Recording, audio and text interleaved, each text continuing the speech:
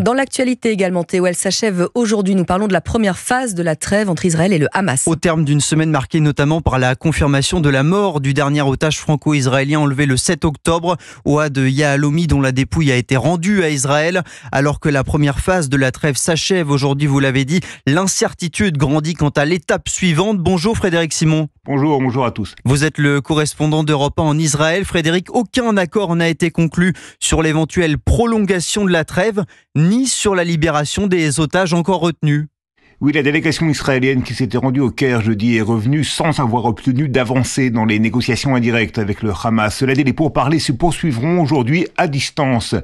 Mais les positions des parties en présence semblent irréconciliables. Israël propose une prolongation de la trêve pour 42 jours supplémentaires et demande de nouvelles libérations d'otages par étape. En contrepartie, l'État hébreu libérerait des centaines de détenus palestiniens. En d'autres termes, une prolongation de la phase 1 de l'accord qui doit s'achever aujourd'hui. Mais le Hamas exige, lui, la mise en œuvre de la phase 2, ce qui impliquerait le retrait total des troupes israéliennes de la bande de Gaza et un engagement à la fin des hostilités.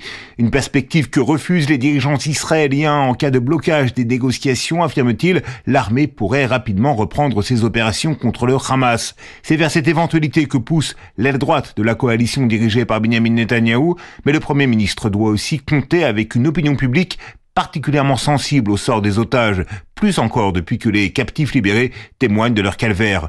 Le Hamas détient encore 59 otages, 24 d'entre eux seraient en vie. Merci Frédéric Simon, correspondant d'Europe 1 en Israël.